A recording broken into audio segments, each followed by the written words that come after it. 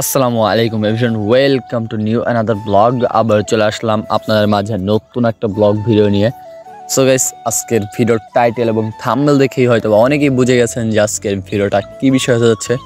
হ্যাঁ, আপনারা যেটা আইডিয়া করেছেন আজকের ভিডিওর বিষয় সেটাই। কারণ আজকে যাব হলো কোয়েল পাখি আনার জন্য। মানে আমি নতুন খামার শুরু করতেছি, এই কারণে কোয়েল পাখি আনবো। তা আমার প্রথম ইচ্ছে করলো কোয়েল পাখি পালার, তাই আমি বেশি না মাত্র 200 পিস কোয়েল পাখি দিয়ে শুরু করলাম। এখন এখান থেকে যদি লাভবান হতে পারি, আল্লাহ তাআলা যদি এই ব্যবসার ভিতর বরকত দেয়, তাহলে ব্যবসাটা আরও বড় করব, মানে খামারটা আরও বড় করব। এবং আপনারা সবাই কমেন্ট বক্সে অবশ্যই মাশাআল্লাহ বলে যাবেন, অবশ্যই মাশাআল্লাহ লিখে যাবেন এবং ভিডিওতে লাইক করবেন। চ্যানেল নতুন হয়ে থাকলে চ্যানেল সাবস্ক্রাইব করবেন এবং ভিডিওটা বন্ধুদের মাঝে বেশি বেশি শেয়ার করবেন। সো গাইস, অনেকের প্রশ্ন থাকতে পারে যে আমি কোথায় থেকে কোয়েল পাখিগুলো নিয়েছি। মানে কোয়েল পাখির বয়স হলো 30 দিন। আমি 1 মাস বয়সী কোয়েল পাখি নিয়েছি। আমার কোয়েল পাখিগুলো প্রাইস যদি কারো জানার প্রয়োজন হয় তাহলে অবশ্যই কমেন্ট বক্সে জানাবেন অথবা আমাকে ইনবক্সে মেসেজ দিতে পারেন।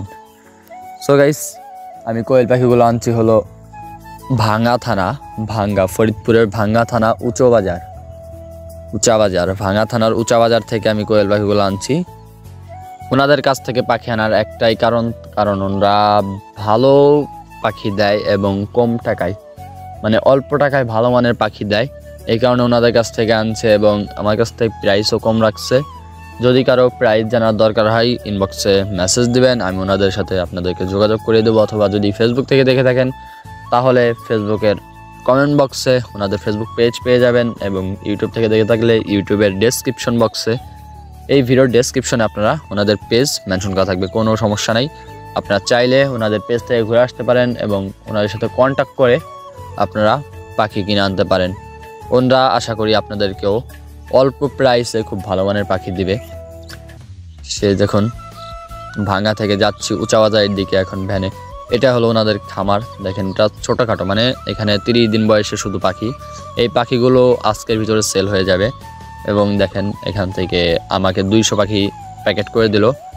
এখানে মোট 10টা ট্রে দিয়েছে। 10টা ট্রেতে আমাকে মোট 200 পাখি দিয়েছে। দেখুন এখানে ট্রেগুলো কত সুন্দর করে প্যাকেজিং করা হতেছিল, কারণ যেহেতু আমি পাখিগুলো বাছে করে আনবো, মানে বাজে আনবো, এ কারণে সুন্দর করে প্যাকেটিং করে দেওয়া হইতেছিল যাতে কোনো সমস্যা না হয় আনতে। এবং আমি জিজ্ঞাসছিলাম যে ভাই, আমি যে বাজে করে নিব এতে কোনো সমস্যা হবে কি না। বললো যে না ভাই, এতে কোনো সমস্যা হবে না, কারণ অনেকেই অনেক দূর থেকে এইভাবে পাখি আমাদের কাছ থেকে নেয়, তাদের কোনো সমস্যা হয় নাই। আশা করি আপনার কোনো সমস্যা হবে না। তো আলহামদুলিল্লাহ, বাড়ি আসা পর্যন্ত আমার পাখির একটা পাখিও কোনো সমস্যা হয় নাই এবং বাড়ি আসার পরেও সবগুলো পাখি সুস্থ ছিল। সো খামারে ছাড়ার পরে আপনারা দেখতে পারবেন পাখিগুলো কত সুন্দর দেখা যাচ্ছিল। সো গাইস, এখন ওখান থেকে বাধা সাদা করে রওনা দিলাম বাড়ির দিকে। তো এখন বাড়ির দিকে যাইতেছি।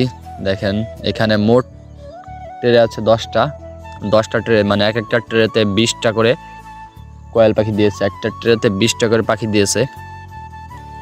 এই কারণে 10টা ট্রেতে 200 পাখি আনা হয়েছে আমার। তো গাইস, পাখিগুলোর দামও একবারে সীমিত ধরছিল, কারণ কম প্রাইসে আমি পাখিগুলো পেয়ে গেছি। সো গাইস, দেখুন চলে আসলাম এখন ভাঙ্গা বাস স্ট্যান্ড থেকে চলে আসছে ফরিদপুর থেকে পাখিগুলো নামিয়ে আমি একবারে সরাসরি বাড়িতে এসে আপনাদেরকে দেখালাম ফুটেজটা।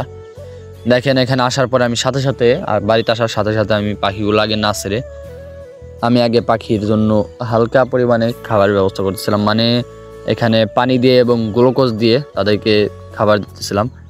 কারণ হলো যেহেতু অনেকটা পথ জার্নি করা হয়েছে, মানে আমিও জার্নি করছি, পাখি যেহেতু জার্নি করছে, এ কারণে পাখির শরীর অনেক ক্লান্ত। এ কারণে আসার সাথে সাথে আমি গ্লুকোজের পানিটা দিয়ে দিচ্ছি। এবং দেখেন গাইস, পাখিগুলো এখন ছেড়ে দেবো, মানে আমার খামারে ছেড়বো আমি।